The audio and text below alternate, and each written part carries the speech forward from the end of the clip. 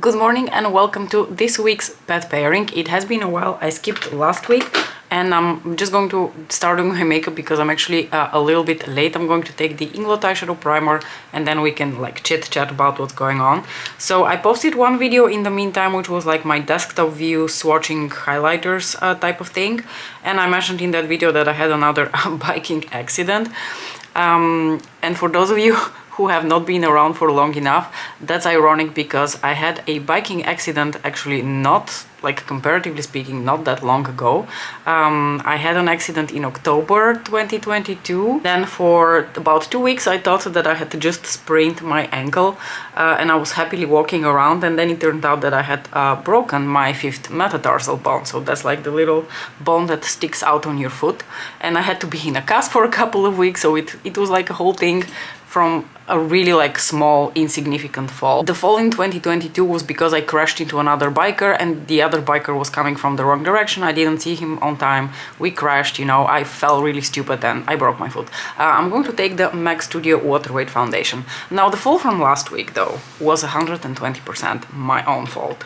So the last time we saw each other face to face I did my Chanel Eclat de Nuit quad video, and I was mentioning in that video that it had started snowing here.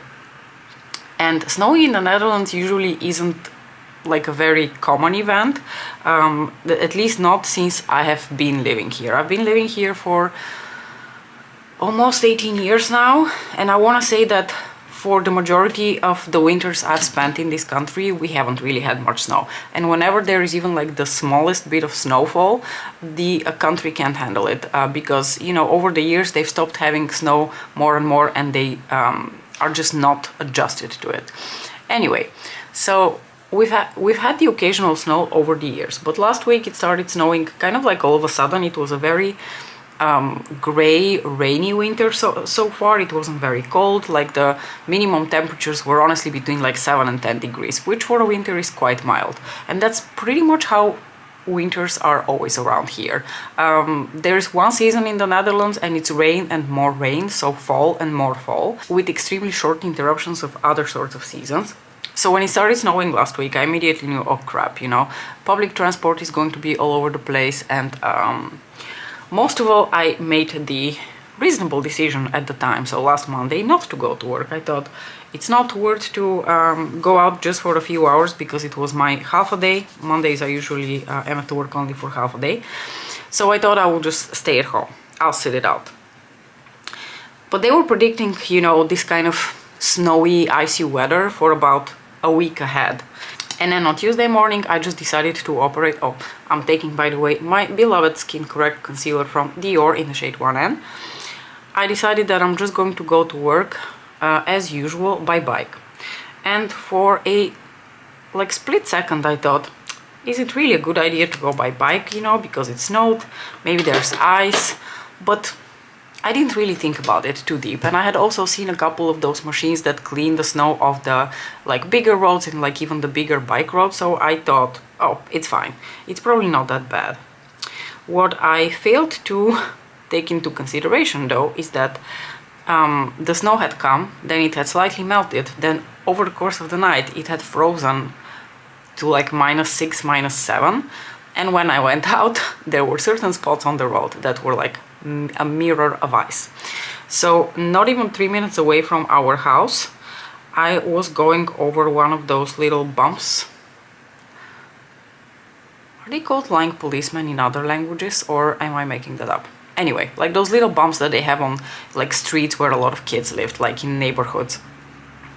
So I went over a couple of those, everything was fine, and then the last one before I had to go on the big road, I went on it, and then I felt that I lost control of my bike, and I looked down and I just saw like a little mirror of ice, and I thought, oh crap. But by that time, obviously, it was too late. So I did a little bit of figure skating with my bike. And I think what happened is that as my bike was like sort of like tilting to fall, my foot went a bit like into overextension because I felt a sharp pain in the back of my knee even before I hit the ground. If I had just hit the ground the way I did, it would have been fine because the fall was quite slow and I didn't really fall with like high speed or in any sort of like bizarre angles like the last time. But unfortunately, whatever happened between, you know, my bike falling and me hitting the ground meant that I pulled something on my knee. Whether it was a muscle or a ligament or whatever, I can't tell you. I did call with the doctor's office and they just said that I should take it easy for a bit. I'm going to take the Gucci Matte Natural finishing powder in the shade 000. So basically this time there's nothing broken, but I definitely did a number on something because it's been taking a good amount of time for me to recover. I'm not recovered at all from the injury. I spent basically, yeah, all of last week at home because on Monday I didn't go to work. And then on Tuesday, about 3 minutes into my bike ride to work, I had to come back.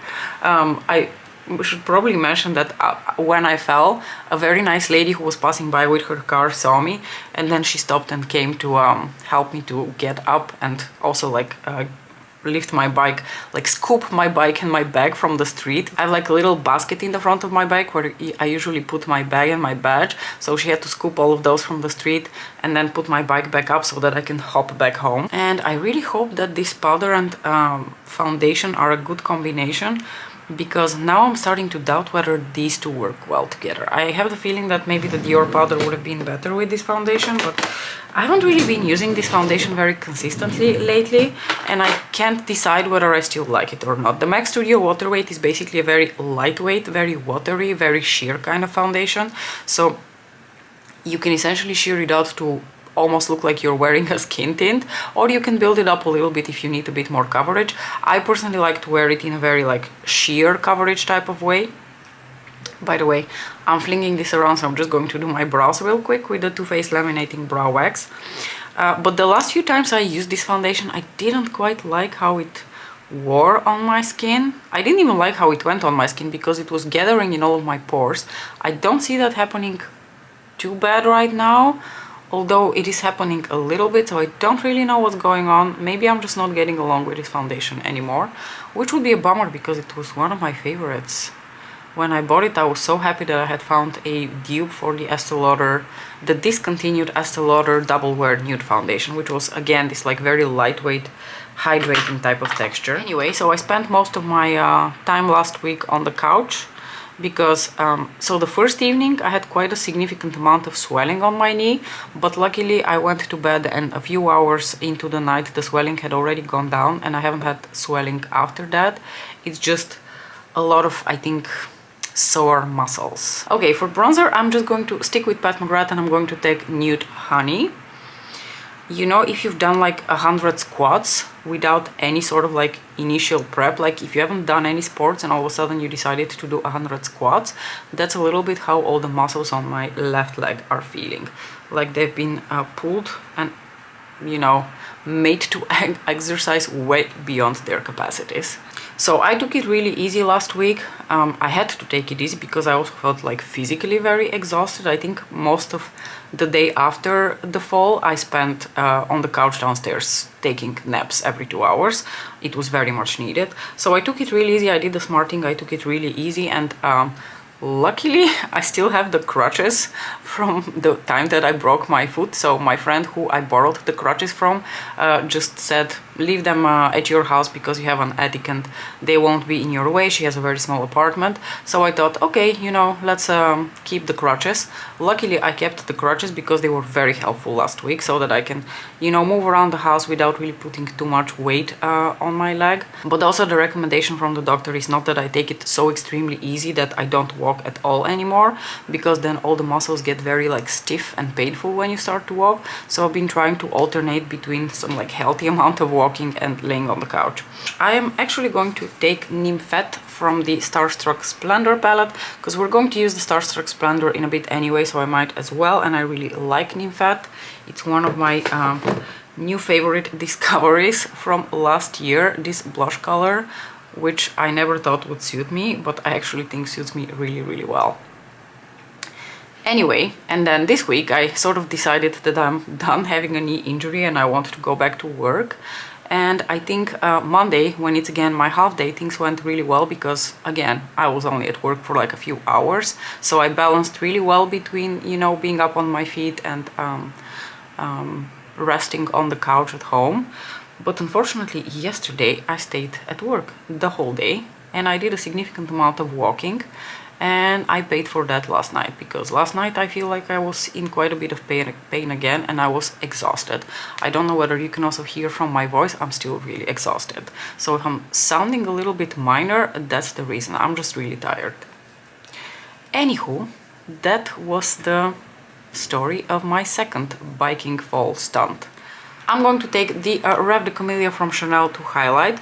So the conclusion from this is, the lesson that I learned from this is that I shouldn't be biking in the damn ice, especially if, like, no one should be biking in ice, honestly, but more so if you are a more insecure biker like I am. I wasn't born on the wheels because, you know, I wasn't born in the Netherlands. I came here relatively late in life. Although, I must tell you, after I moved here when I was still in my 20s, I've done all sorts of really dangerous things on my bike and I always got away with it. I've biked with a flat screen TV in one of my hands. I'm pretty sure I've biked on ice and in the snow before, and I want to say also while holding grocery bags, and I have a very distinct memory of biking in the ice one time on high heels. I've also biked one time extremely stoned on Space Cake. So, you know, apparently in your 20s you're indestructible, whereas as soon as you reach your 40s, like the littlest, teeniest, tiniest fall and you're broken. I'm taking my sponge here and a little bit of Fix Plus just to set all the powder products on my face, but I learned my lesson. In your 40s, you take the damn bus, you don't bike on ice. Which is probably, you know, a lesson more people should live by, because by all accounts, plenty of people fell on the icy roads last week. So I'm sure that the emergency rooms in the hospitals were busy fixing all sorts of fractures and injuries. Let's move on to the eye look. So first thing, I'm going to take the Starstruck Splendour palette. We're going to do a look that's a little bit like a balancing act between like neutral, warm and cooler tones to it. I don't know how it's going to work out, so we were just going to find out together.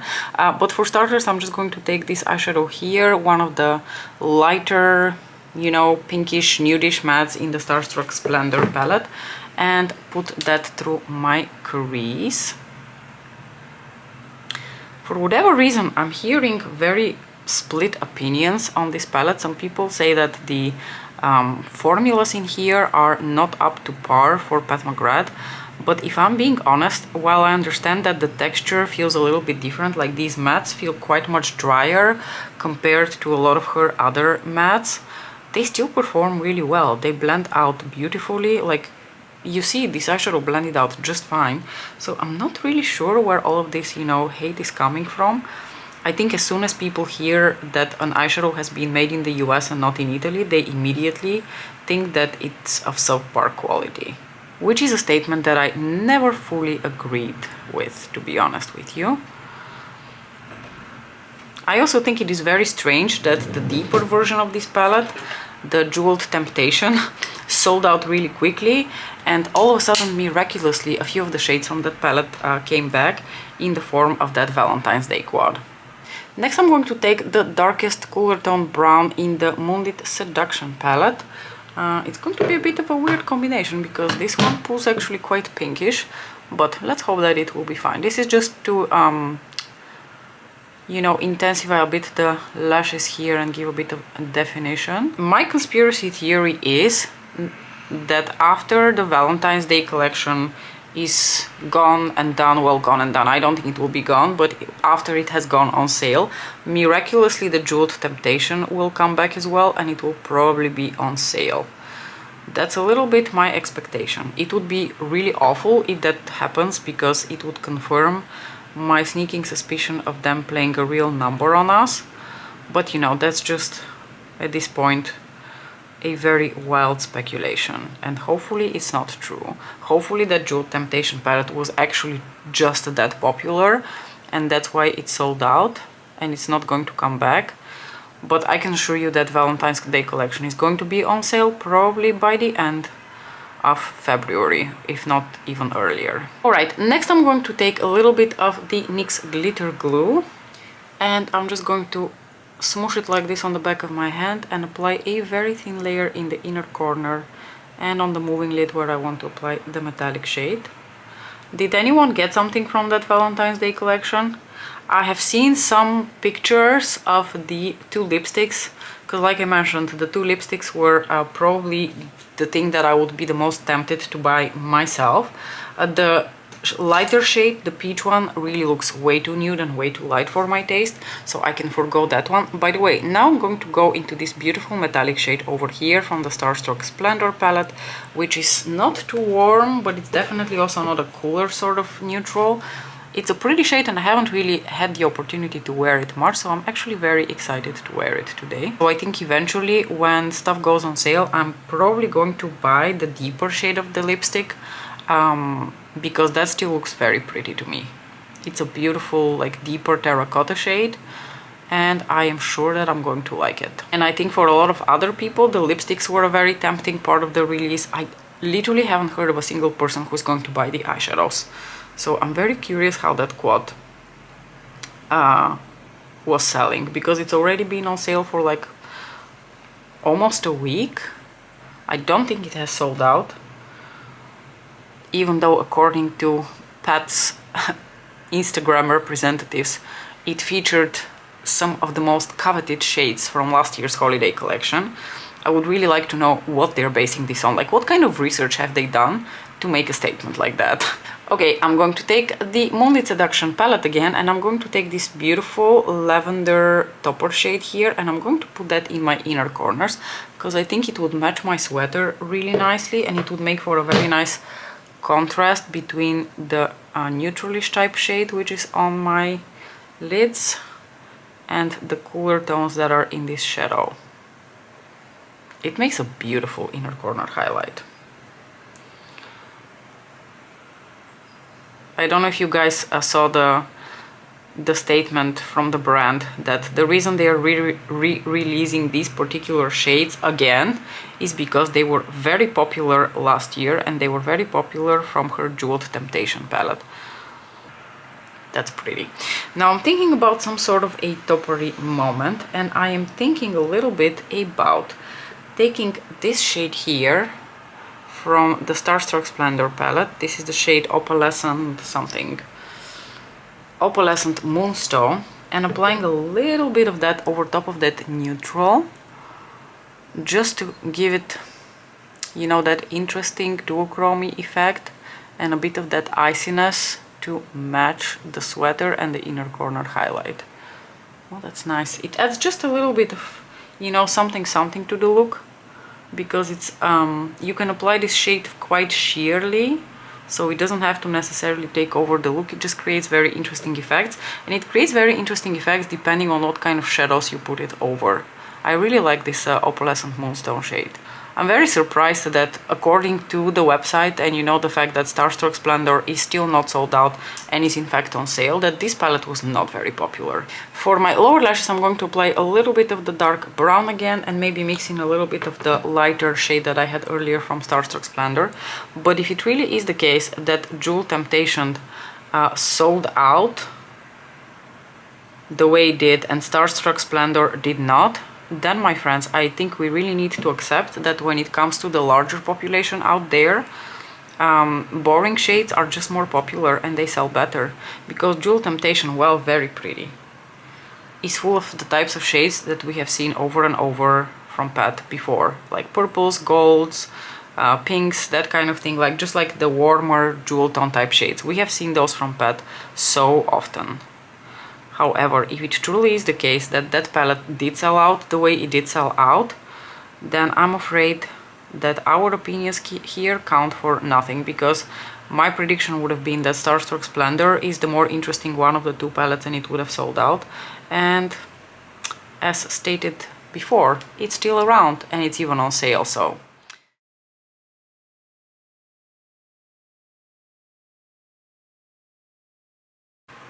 And a little bit of sparkle moment.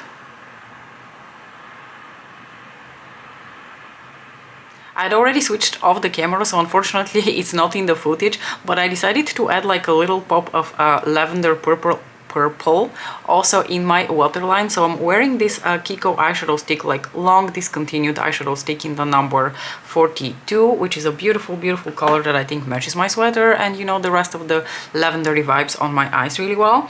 On my lips I kept it also very low-key. I'm just wearing a little bit of Muse Velvet Muse from Lisa Eldridge. I decided to keep it quite low-key and neutral. I was hesitating a little bit between this and Decade, but I thought, you know, we're going for a very like chill toned down look today. Anywho, this is where I'm going to leave it at. You're all up to speed with my, you know, figure skating escapades from last week.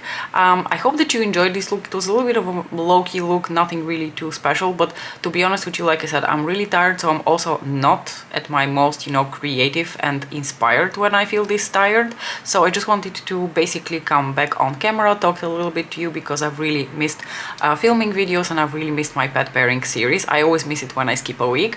I hope that you enjoyed this look. Do let me know what you thought about it. Thank you so much for watching, and I will see you in my next video. Bye!